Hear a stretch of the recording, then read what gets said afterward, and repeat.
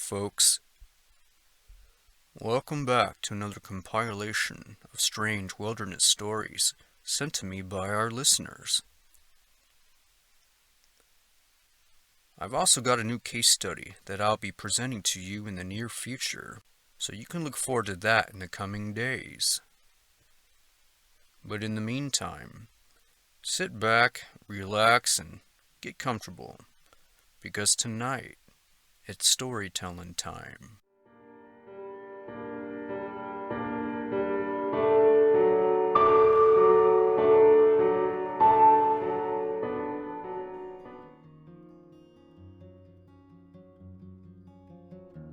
Story number 1. I've been a Caltrans worker for over 25 years, and I love my job. However, there have been a handful of experiences that I've had over the years that have challenged my way of looking at reality. I live and work primarily in the southern Trinity area of California, which is quite remote and not a place you want to get lost in either. Lucky for me, I spend most of my work days on the main road, doing everything from herbicide spraying to directing traffic in those annoying roadwork areas we've all come to love. But you gotta remember that without us, your traveling experiences are right up there with the pioneers who settled out west in those early days. We come across everything from rock slides to fallen trees, and it doesn't take much to cut off the main artery of traffic when it does happen. But that's what we're here for. My first strange experience happened back in the 90s while we were repairing a section of road that had washed out during a large storm. For that project, I was directing traffic near the small town of Weaverville. It was early February and the traffic was minimal. In fact, there would be times I wouldn't see a single vehicle come through for over an hour at a time on that section of road. And about a couple miles further up from where I was stationed, there was another sign holder that I would communicate with when it was time to let the traffic through.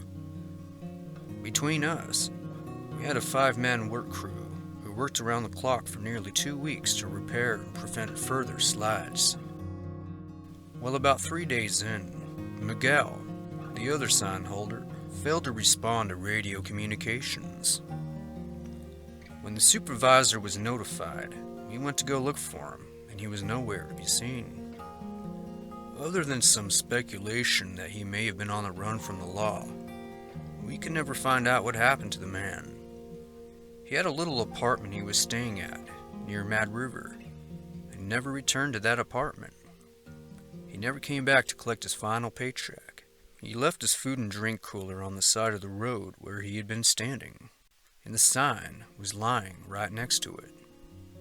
And when we went to go look for him, we found his yellow hard hat just inside the wood line, but no other trace of him was found. Another strange experience happened while I was driving to work one morning. Again, we were working on another section of road on the 36, this time near a small town called Mad River. In this instance, I saw what looked like something punch out of the wood line and dart across the road. And the really strange thing about it was I couldn't make out any specific details of the thing, simply because it was like watching heat waves in the shape of a man run across the road, followed by a flurry of rock and debris rolling behind it. It disappeared down the embankment on the other side of the road and then out of sight altogether. Whatever it was large and fast, and honestly, it gave me the heebie-jeebies. And just last summer, I saw some strange green lights in the night sky as I was heading home one night. I saw a group of them, about 8 or so, hovering in a triangular form and moving in sync together off into the horizon. All of these experiences made me question everything we know about the world around us. Sincerely, Brian.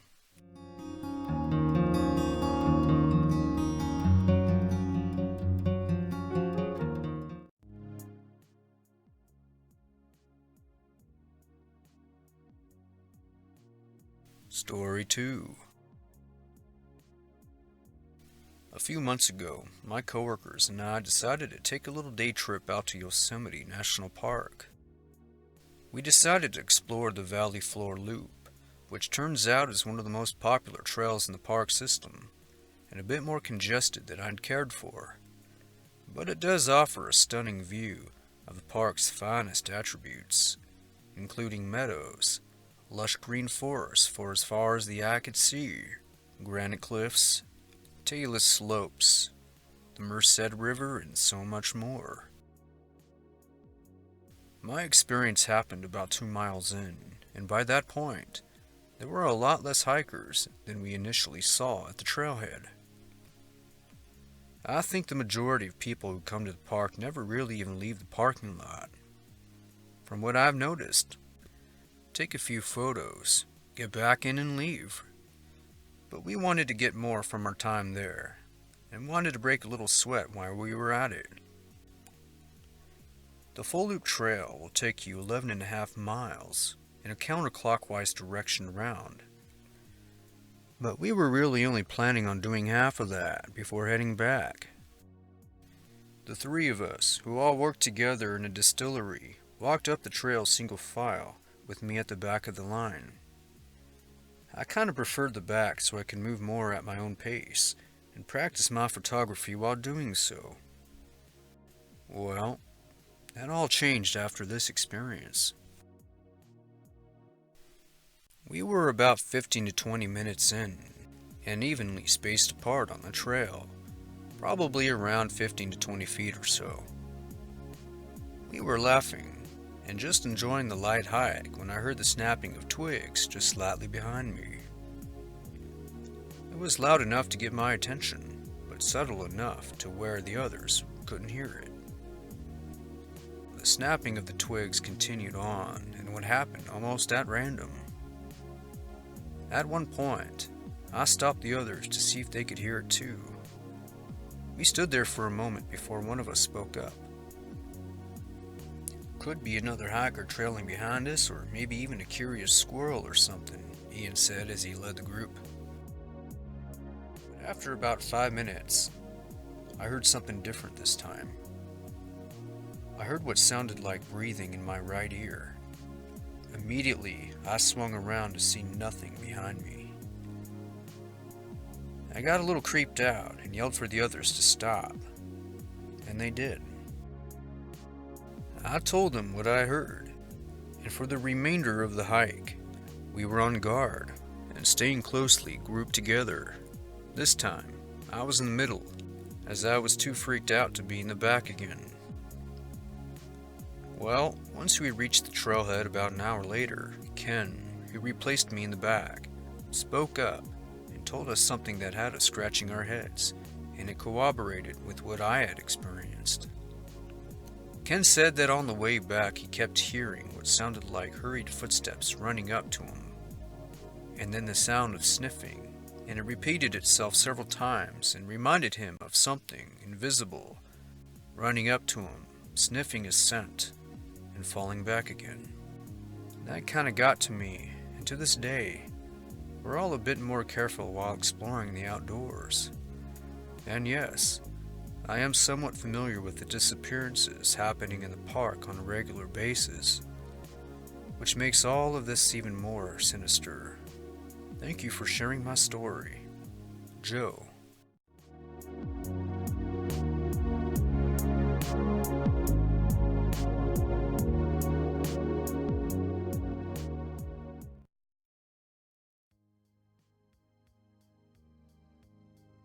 Story 3. Hi, Rusty.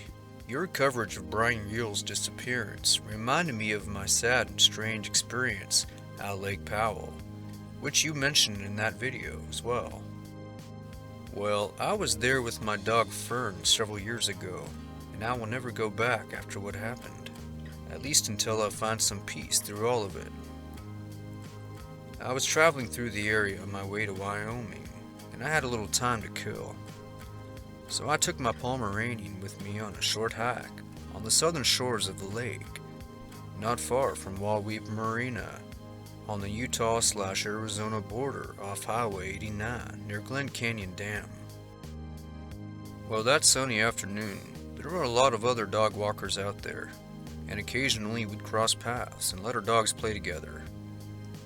After a mile in or so, the trail narrowed and hugged the shores of the lake. By that point, the winds had picked up, and the lake was clean of any boaters, a sight I'm not quite used to seeing given how popular the lake is. But it was autumn, and the temperatures were changing. Less and less people would show up to the lake every day. We were walking along, and Fern begins tracking a scent and follows it right up to the water's edge. I remember her stopping and just staring off into the distance.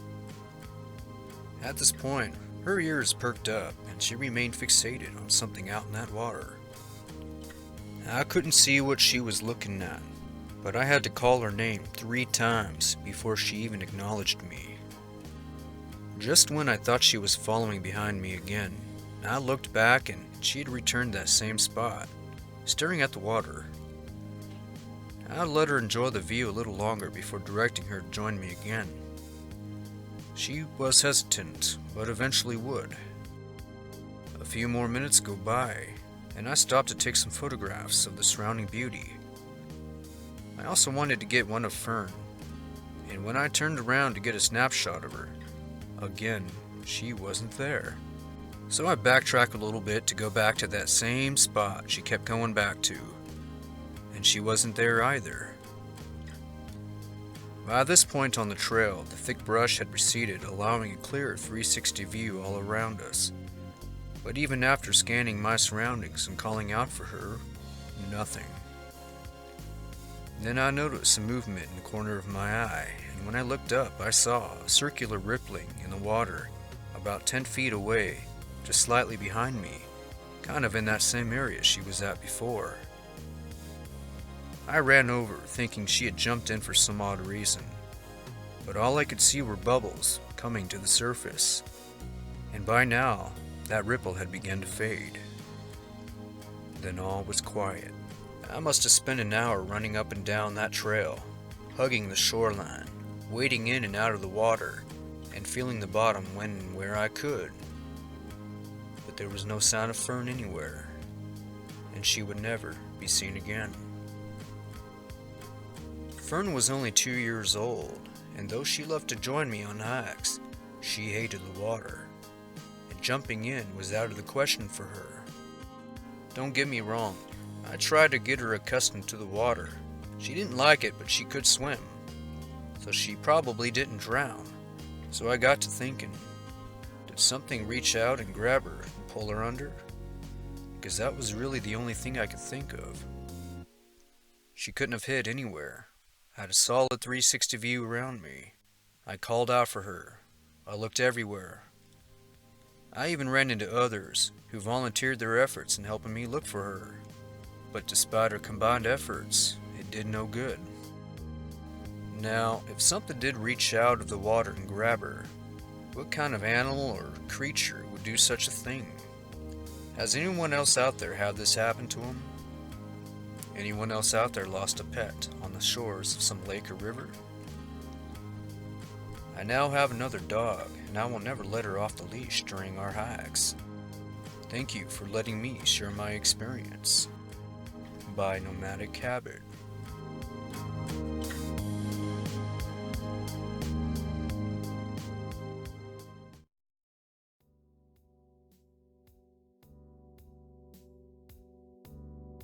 Story 4. Hello, Rusty. My name is Jim, and on July 22nd of 2015, I traveled to Grand Canyon National Park with my wife for a 3-day getaway and rafting trip. On the first day, we got settled in at our campsite around Pumpkin Springs, near River Mile 211, and filled the day with small hikes and photography. On the second day, we went rafting on the Colorado River, followed by a guided tour to a nice swimming hole not far from Pumpkin Springs. Our guide Toby, a young commercial guide for the Tour West Company, led the 8 of us to a swimming hole where we ended up staying for the next hour or so. But our stay would be cut short due to an odd occurrence that left all of us, including our guide, completely shaken. My wife and I had just got out of the water and decided to make small talk with Toby while we were drying off. He told us where we could go in the park for various sights and views. He also gave us a brief rundown about the park's history, and even some interesting facts about animal and plant species. Meanwhile, everyone else was splashing around and having a good time. And all of a sudden, our guide grew real quiet and seemed to be listening for something. It wasn't long before the rest of us heard it too. We stopped what we were doing and listened to what sounded like these loud and quick, powerful clacking noises coming through the woods around us. The strange thing was how human the words, if I can even call them that, sounded, like they were being directed at us. Then the number of those voices multiplied and grew, almost like a choir. But by this point, the group left the water and gathered around Toby, completely shocked by what they were hearing. Whomever or whatever was making those sounds were now having a conversation with each other, or at least it sounded like it. And honestly, I got the sense that something was angry, and we weren't supposed to be there. After a moment, Toby then whispered to us that it was time to go, and we all followed him quietly and cautiously away from that swimming hole and back onto the main trail.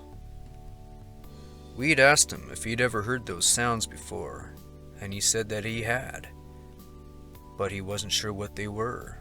In fact, he said that others in the park that had worked there, or even hikers, have reported hearing similar sounds, or voices, as a lot of folks were saying. All of us agreed how strange it was, and shortly after, we returned to our rafts and finished up the tour. Nothing else happened for the remainder of the trip, but it wasn't long after we left the park that my wife came across an interesting story about a young rafting guide who disappeared in that exact same area just a month previous, and was never seen again despite a large search and rescue effort. His name was Morgenheimer, and I do believe you covered his disappearance earlier in one of your videos. I don't know if there's a connection to what we heard in Morgan's disappearance, but both my wife and I can't stop thinking about the two being related. We just gotta say, be extremely careful when traveling to the Grand Canyon, as many others have also vanished into thin air as well. Thank you, Jim.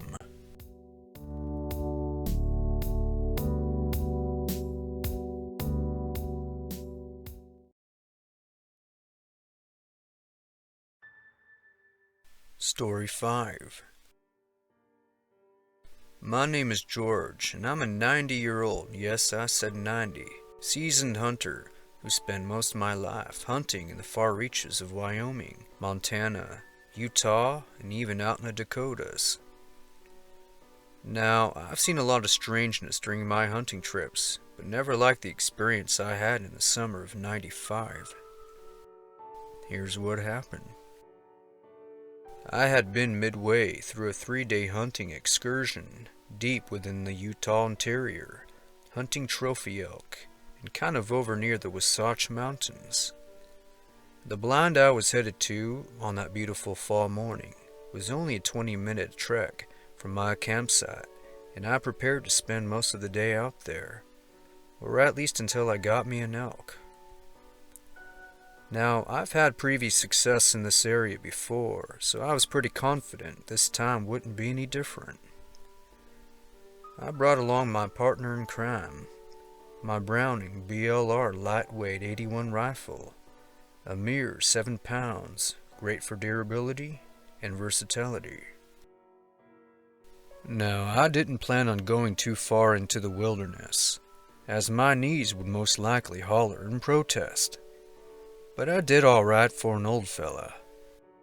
A couple miles in, and now I just wait. I bring out my homemade bugle, a 6-inch PVC and plastic Frankenstein that I constructed several years back after watching a YouTube video on how to make one. Let's just say the bull elk responded pretty well to the calls it made. I called out in short, powerful bursts, and gave it a little time to sink in between intervals of about 30 seconds or so. After about 10 minutes of this, I returned the beagle to its pouch and sat there, anticipating a return call.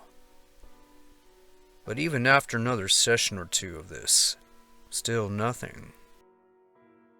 I was there for about an hour before I decided to move to another blind, about 10 minutes away or so from this one.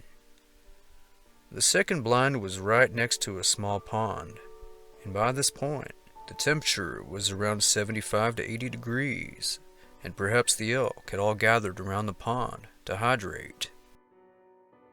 Well, as I drew near that pond, I noticed someone was already there. I could barely see it, but deep inside the blind, I saw a yellow neon vest moving slightly back and forth. Immediately, I announced my presence to prevent any unfortunate accidents, as one can easily be mistaken for game if not careful. But there was no reply. I slowly inched my way forward to get a better look, and what I thought was someone sitting in the blind was actually just a hunting vest caught on a branch, swaying in the wind. And not far from it, I found a single boot lying on its side, and also a small sack filled with provisions and a handful of shotgun shells scattered on the forest floor next to the vest. Upon further inspection, at least half of the shells were spent, which means somebody had fired a few rounds off before whatever happened happened. At first, I figured the hunter had shot something and left to go chase after it, maybe losing his bag and his boot and his vest while doing so. I myself have had to go chase after an elk after I shot it for over a mile before finally catching up to it. It's not uncommon to drop everything in the process in the hurry of the chase. But what really threw me off was the single boot, and how could anyone trek through this landscape without it? The next thing that came to mind was perhaps the hunter became lost, disoriented, or injured, which might explain the empty shells. It's a well-known tip that if such a situation does arise, that firing a few shots into the air can alert someone during some kind of emergency. My train of thought was broken when I noticed some movement in the trees above me, followed by the cracking sound of a branch. Something leapt from one tree to the other and turned back to look at me. I saw a creature in the shape of a man, translucent in appearance. It was camouflaged completely and nearly invisible the way it blended in with everything else around it. I got the feeling that it was surprised that I could see it, because it remained frozen in that position, one arm hanging onto a limb, and the other being used to balance itself. It was about 25 to 30 feet above me, and had it not moved when it did, there's no way in hell I would have ever seen it to begin with. Then it did something that left me shaken to my very core. In a higher pitched voice, it said something like, "Hide and shoo." It took me a moment to realize what it was trying to say, and I believe it was trying to say, "Hide, don't shoot." The very same thing I uttered to announce my presence when I first came across the blind. It was mimicking me. Completely shocked yet intrigued, I answered back to elicit a response. I said, "I'm sorry to disturb you. I'm leaving now." But it just sat there, still crouched, and cocked its head slightly as trying to figure me out. I think it was as intrigued as I was. But without warning, it rose up and leaped out of sight, completely disappearing and becoming one with the forest. Not knowing where this creature was freaked me out, and I turned and booked it out of there. The whole way back, I kept that rifle on standby, and one eye continuously behind me. I made it back in one piece, and even though I decided not to report the sighting for fear of ridicule, I did report my findings of the vest, boot, and sack to local authorities. I am unsure where things went from there, but thought I'd share my experience with your listeners, and always pay attention to your surroundings.